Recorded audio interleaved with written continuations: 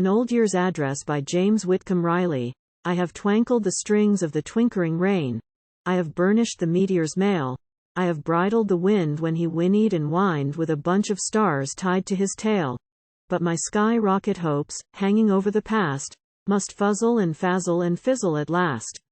I had waited, far out in a drizzling dream, and my fancies had spattered my eyes with a vision of dread, with a number 10 head, and a form of diminutive size, that wavered and wagged in a singular way as he wound himself up and proceeded to say, I have trimmed all my corns with the blade of the moon, I have picked every tooth with a star, and I thrill to recall that I went through it all like a tune through a tickled guitar.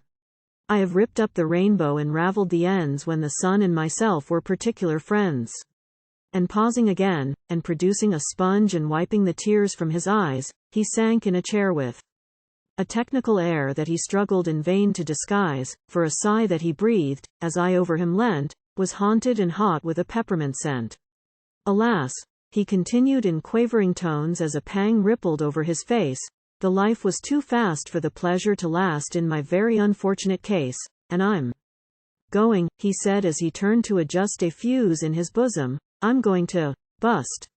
I shrieked and awoke with the sullen che-boom of a 5-pounder filling my ears, and a roseate bloom of a light in the room I saw through the mist of my tears, but my guest of the night never saw the display, he had fuzzled and fazzled and fizzled away.